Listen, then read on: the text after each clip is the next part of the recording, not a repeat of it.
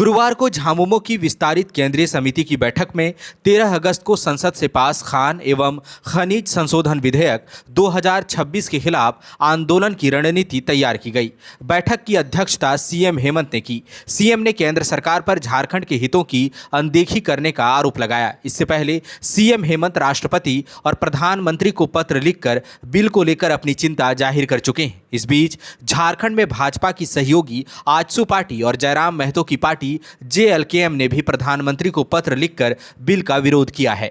झामुमो पहले दिन से ही बिल के विरोध में है और इसे झारखंड को आर्थिक रूप से पंगु बनाने की साजिश करार दिया है।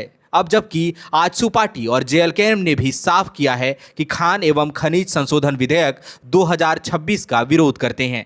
इस बिल पर झारखंड भाजपा अब बैकफुट पर नजर आ रही है। गुरुवार को झामुमो की विस्तारित केंद्रीय समिति की बैठक की अध्यक्षता करने के बाद सीएम हेमंत ने केंद्र सरकार पर झारखंड के हितों की अनदेखी करने का आरोप लगाया। सीएम ने कहा कि केंद्र सरकार के कई फैसलों का असर देश के प्रत्येक वर्ग पर पड़ता है। खान एवं खनिज संशोधन बिल को लेकर सीएम ने कहा कि बिना राज्य सरकारों से सलाह मशवरा किए इतना बड़ा बदलाव करना दुर्भाग्यपूर्ण है। सीएम ने कहा कि संशोधित बिल का प्रतिकूल असर प्रदेश के आदिवासी, दलित, पिछड़े, गरीब, किसान और मजदूर वर्ग पर पड़ेगा। सुदेश महतो भी केंद्र को पत्र लिखकर कह चुके हैं कि झारखंड के हितों के विरुद्ध लिया गया कोई भी निर्णय राज्य की जनता को स्वीकार्य नहीं होगा। डुमरी विधायक जयराम महतो ने भी कहा कि देश को लगभग 40% खनिज उपलब्ध कराने वाले झारखंड को खनिज सेच से वंचित करना न्याय संगत नहीं है। सीएम हेमंत ने सवाल किया है कि बदलाव से होने वाले आर्थिक नुकसान की भरपाई कौन करेगा। सीएम ने कहा कि झारखंड सरकार का खनन क्षेत्र से जुड़ा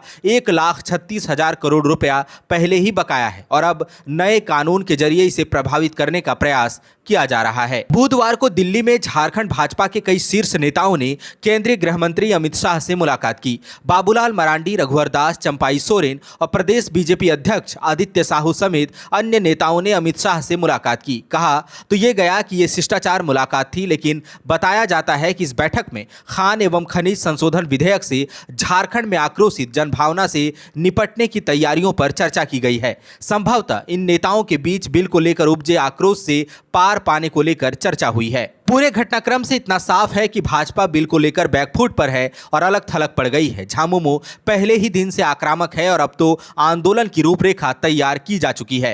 कांग्रेस और आरजेडी जैसे दल भी बिल के विरोध में हैं। झारखंड में भाजपा की सहयोगी आजसू पार्टी ने भी पत्र लिखकर बिल का विरोध किया है और जयराम महतो की पार्टी जेएलकेएम भी बिल को झारखंडी जनभावना के खिलाफ मानती है। जाहिर है कि आने वाले कुछ दिन भाजपा के लिए मुश्किल साबित होंगे। खान एवं खनिज संशोधन विधेयक 2026 में क्या है और क्यों झारखंड में इसका इतना अधिक विरोध हो रहा है, समझना जरूरी है। गौरतलब है कि खान एवं खनिज संशोधन विधेयक mines and minerals development and regulation act 1957 को संशोधित करता है। इस बिल के मुताबिक खनिज अधिकार या खनिज युक्त भूमि पर टैक्स, सेस या अन्य लेवी अपनी मर्जी से नहीं लगाया जा सकेगा। केंद्र सरकार द्वारा तय शर्तों, प्रतिबंधों के मुताबिक ही ऐसा किया जा सकेगा। पहले से लगाए गए ऐसे राज्य लेवी राशि अभी वसूल या जमा नहीं हुई है, उसे अमान्य माना जाएगा। वसूली जा चुकी राशि में रिफंड नहीं लिया जाएगा।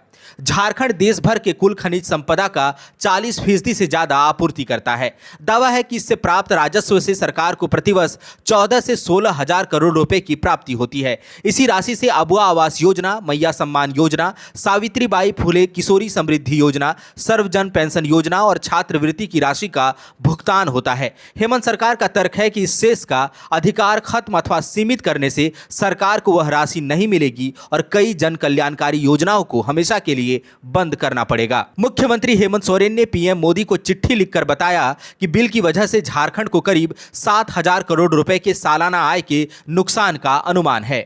मुद्दा केवल आर्थिक गतिरोध का नहीं है, बल्कि केंद्र बनाम राज्य की संवैधानिक शक्ति के विवाद का भी मामला है। 2024 में सुप्रीम कोर्ट की 9 न्यायाधीशों की संविधान पीठ ने मिनरल एरिया डेवलपमेंट अथॉरिटी मामले में राज्यों के खनिज अधिकारों पर टैक्स लगाने की शक्ति को मान्यता दी थी। 2026 का संशोधन इसी क्षेत्र में राज्यों की शक्ति पर सीमाएं लगाने की कोशिश करता है। इस कानून के तहत राज्य खनिज अधिकारों और मिनरल बियरिंग लैंड पर अपनी तरफ से टैक्स, सेस या अन्य लेवी लगाने बनाने की शक्ति का पहले जैसी स्वतंत्रता का इस्तेमाल नहीं कर सकेंगे।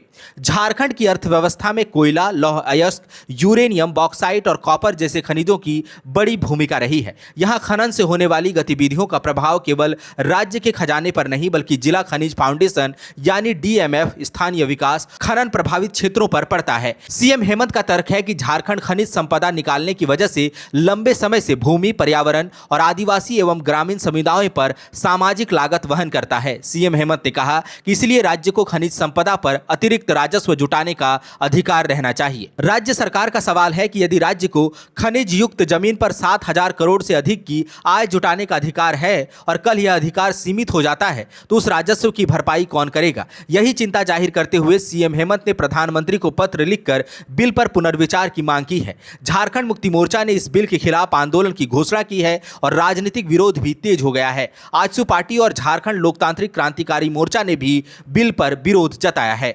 झारखंड मुक्ति मोर्चा ने भी आंदोलन की रूपरेखा तैयार कर ली है और अगले कुछ दिनों में पार्टी का रुख इस बिल के खिलाफ आक्रामक दिख सकता है। आजसू पार्टी ने भी अपना स्टैंड साफ कर दिया है। जेएलकेएम भी बिल के विरोध में है। इस मुद्दे पर भाजपा अकेली पड़ गई है। गोल, जहां 27 वर्षों के सफर में 17,000 से भी अधिक छात्रों ने डॉक्टर एवं इंजीनियर बनकर भरे सफलता की ऊंची उड़ान, जहां साधारण छात्र भी झारखंड टॉपर्स बनकर बना रहे इतिहास। दूरदर्शी शिक्षाविद श्री विपिन सिंह के मार्गदर्शन में मेडिकल एवं इंजीनियरिंग के लाखों छात्रों के लिए आशा की किरण के रूप में गोल, नेशंस लीडिंग इंस्टीट्यूट।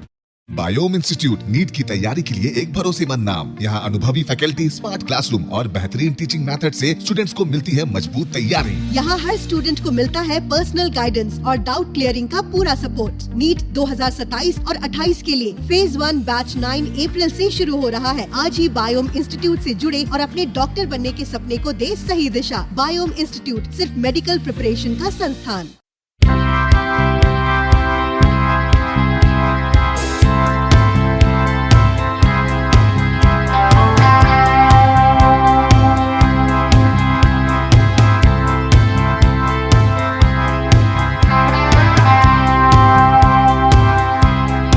काम की तलाश है, भरोसेमंद नौकरी चाहिए? जुड़िए एएनजी के साथ, जहां श्रमिक सबसे पहले। 12 घंटे की ड्यूटी, हर दिन 3 समय का खाना, मुफ्त रहने की सुविधा, आपकी सुरक्षा के लिए इंश्योरेंस, ओवरटाइम का लाभ, पीएफ सीधा क्लाइंट से, समय पर पूरा वेतन और जरूरत पड़ने पर एडवांस पे। एएनजी मैन पावर सॉल्यूशंस, सम्मान के साथ